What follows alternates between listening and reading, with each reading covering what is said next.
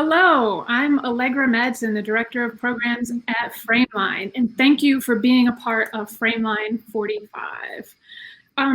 Language lessons for me, was really just the film of our time. It captures this moment in such a hopeful way, and it reminds us that human connection is a powerful thing, even when we're physically apart, and even when we're mediated by screens. And that's why we chose to make this film the centerpiece of our festival. Today, I am excited and thrilled to host this Q&A with Language Lessons Director Natalie Morales and co-star and co-writer Mark Duplass. Hello. Hi, Allegra. How are you all? Doing all right. Awesome. This is a familiar format for me and Mark. Exactly. We know how to do this. You're very comfortable. Yeah, I just want to start right at the beginning. Like, how did this come together? How did you all bring this idea to life, and where did this story come from? Yeah, I sort of had the initial germ of it, very initial germ. I was having a little bit of that early pandemic depression and feeling of uselessness, and how do I maximize this time? And so I started brushing up on my Spanish skills by taking online lessons with this institute in Guatemala. And I quickly discovered that I was very bad at small talk, as was my teacher. And our instinct was to sort of take those initial conversations, despite the fact that we didn't know each other, to a much deeper place than would normally happen. And I found that dynamic really interesting, where you would think a screen would keep you from connecting, but in fact, the 2D video chat format made us connect even more quickly. I thought that was interesting. Thought there could be a movie in it, because I'm a sociopath. I can't have any experience in life without thinking it could be a movie. And then I called Natalie, and I was like, hey, how's your Spanish? And do you want to think about making a movie together during the pandemic? I've never been more glad to speak Spanish in my life. It was a very good phone call. Yeah. So then we talked about it a little bit and decided that we would go off and write whatever these two characters were going to be, and then we'd come together and figure out what the story we wanted to tell was. But it came from a character standpoint first.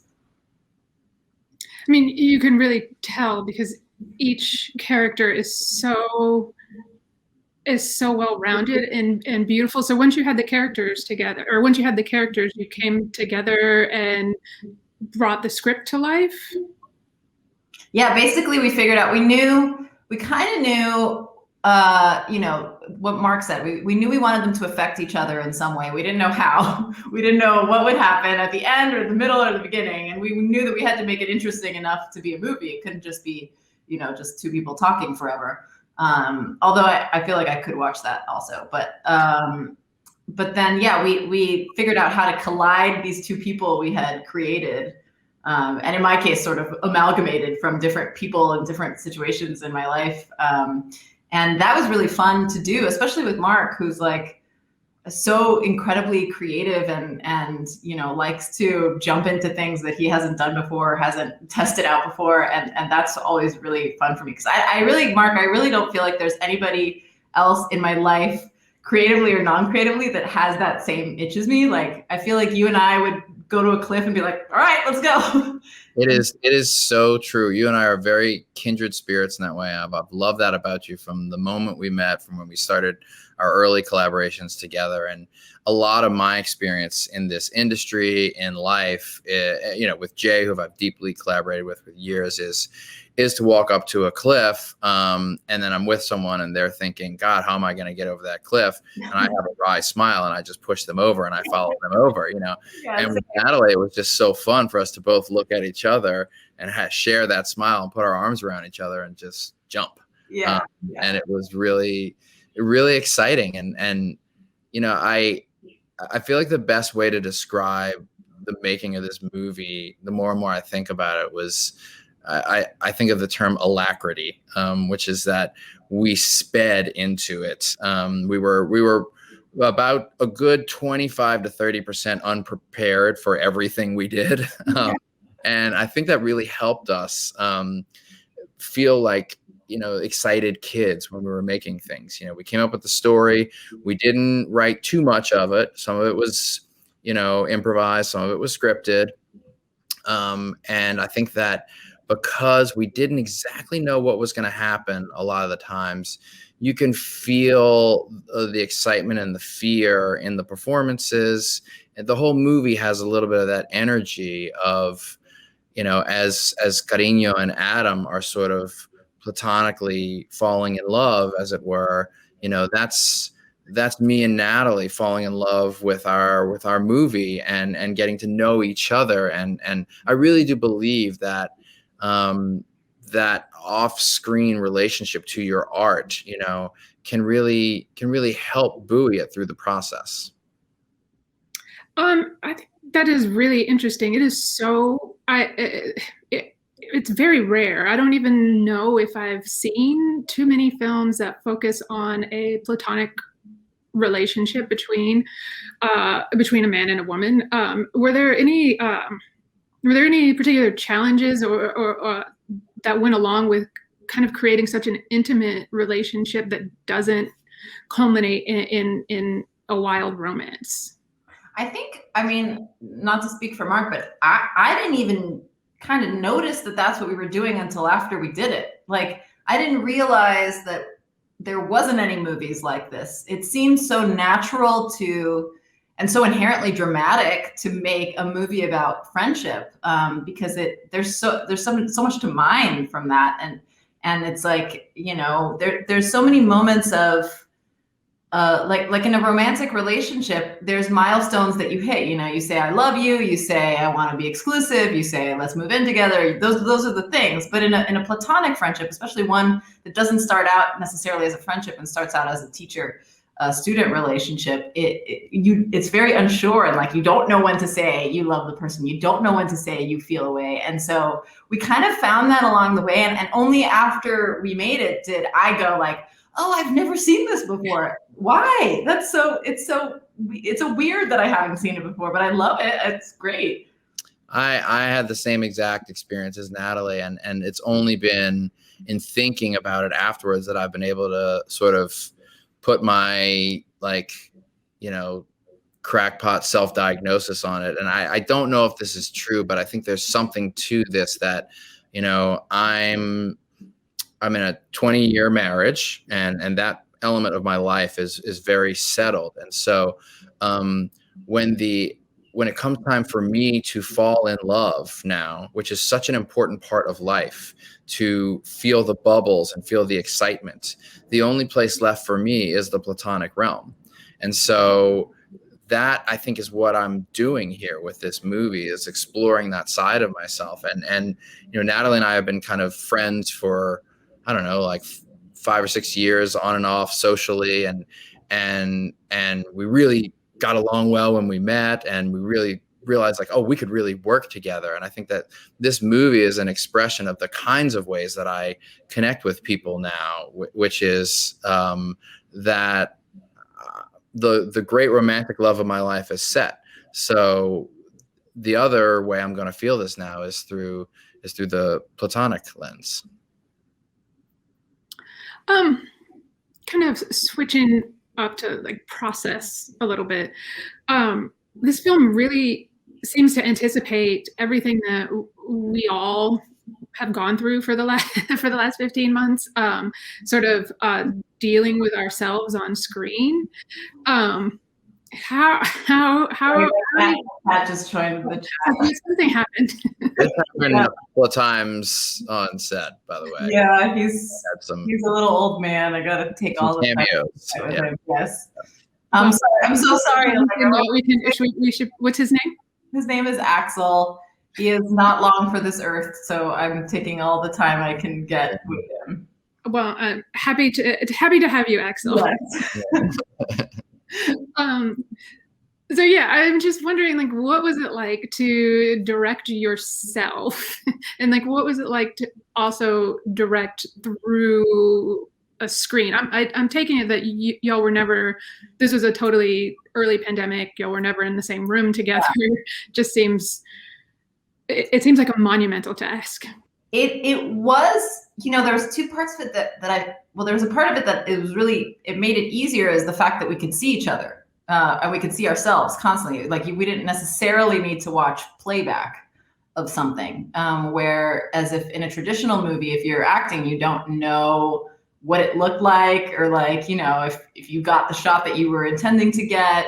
And even the other side of that coin is that you don't really want to look at yourself in a directorial way when you're acting. So it was that was interesting. But we did this, like, I didn't do this alone. Mark and I collaborated together, and plus we had a team with us that was helping us out. We had in a Zoom, which is how we shot all of this, you can stop your video and just focus on each other. But everybody else that wasn't showing their video was our DP and our producer, and sometimes our editors, and sometimes a translator that was there that was helping us figure out, like, in case there was some big word that we wanted to say that we couldn't figure out, and we wanted to make sure it was great. Even though I speak Spanish, it's my first language. I'm not a Spanish teacher, and it's not the language I speak regularly anymore. So I speak very conversationally and very dialectically, very Cuban.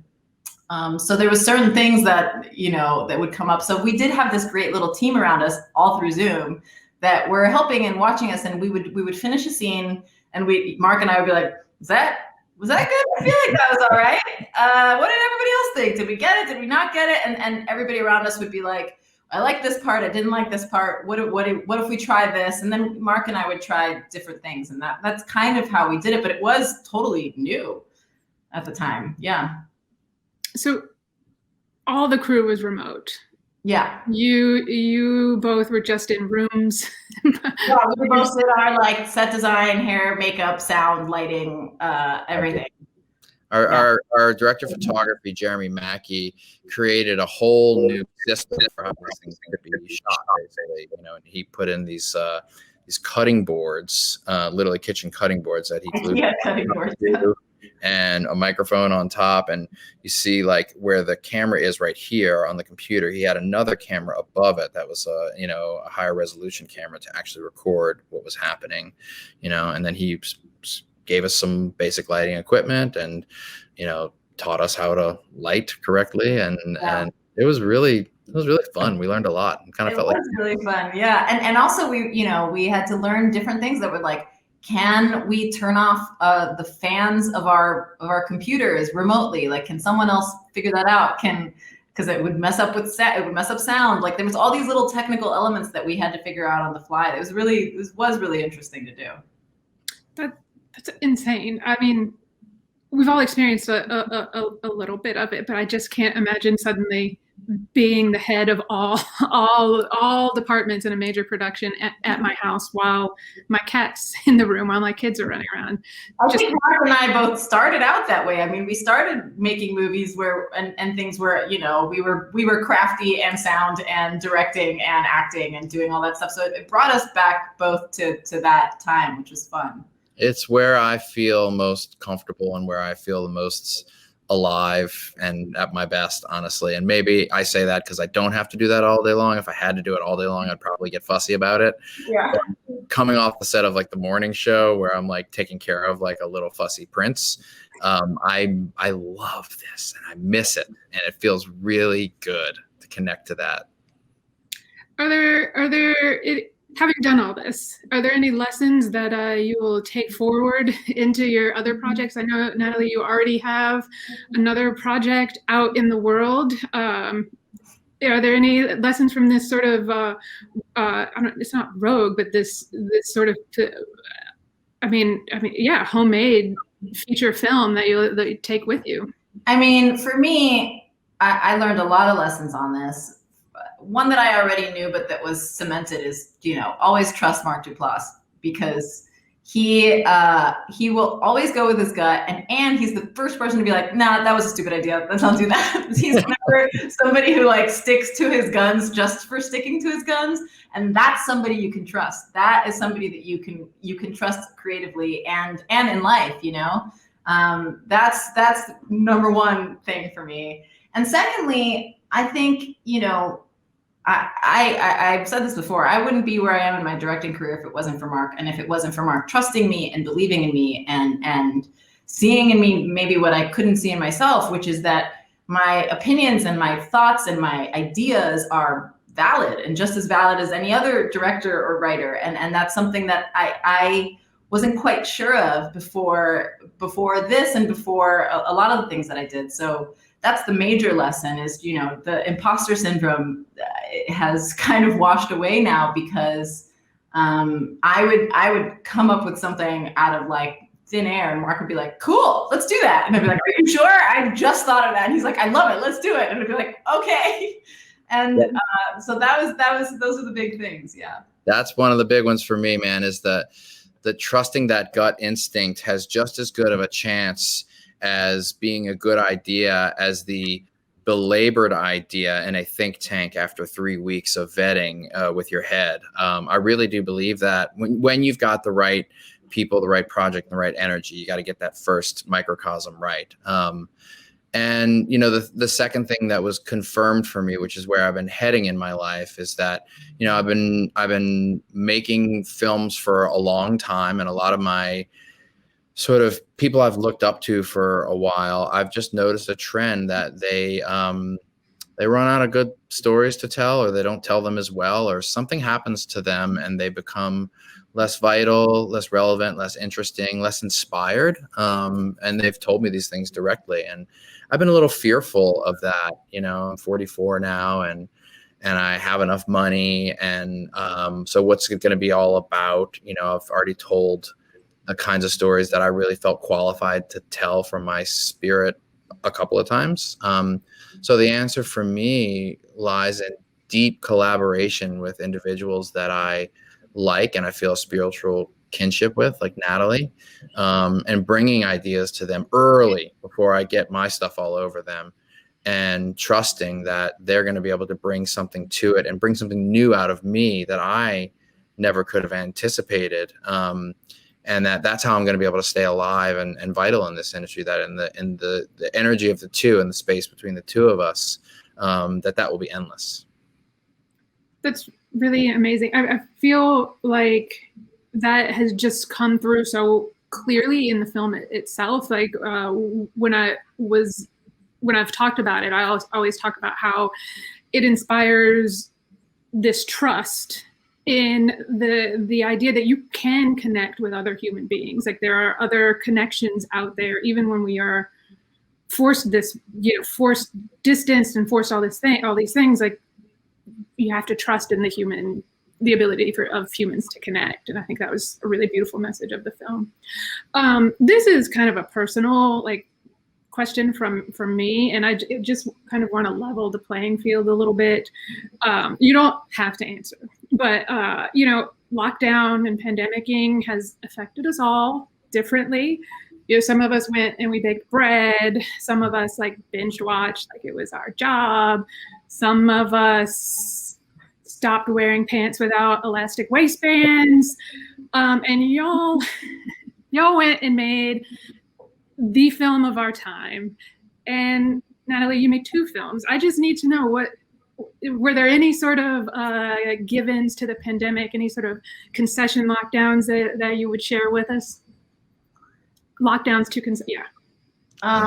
Well, I don't know. I mean, I did all of those things. I certainly made bread. I watched all of The Sopranos. I cried my heart out. I experienced great loss. And I think for me, both of the things that I did, this movie actually wouldn't have happened had it not been for the pandemic. I don't think it would have been inspired, and I don't think we would have had the time to do it, or come up with a way to do it. It would have not happened. So it was born out of that. But all my life, and I think many artists are like this, when I'm depressed and when I'm really sad is when I write songs and when I make art and when I make music, because it's the only thing I can think to do. It's the only way that I feel, I don't know, in control of something, and it was a time where I think we all felt completely out of control and we didn't know what was going to happen next. And at least, for the 4.5 days we were filming this, and the little bit of time we had writing this, we had something, and also we had each other. It was a very lonely time. So to be able to sign on and connect with somebody, albeit through a computer screen, was essential and kind of life-saving at that time for me. I really concur with that. I mean, it's a different lens of looking at it, but you know, Allegra, you're talking about the things you needed to keep you afloat, and I'm a workaholic, and it's something I'm trying to get control of, but this was not something I was able to do in spite of the pandemic. This was something I did because of the pandemic. This is what I lean on, is my work and my writing, and I go to it as a place of comfort for me. These movies are my pants without elastic. Thank you. I appreciate that answer. I'm wearing elastic pants right now, just so you know. Okay. Awesome. Well, thank you both so much for the film, for this, for joining me today. I really appreciate the work and the craftsmanship that just went into it. Is truly a beautiful film. Thank you so much. Thank you for having us as part of your festival. We really appreciate you. So excited. And what you guys do there. We really, really appreciate you. Thank you.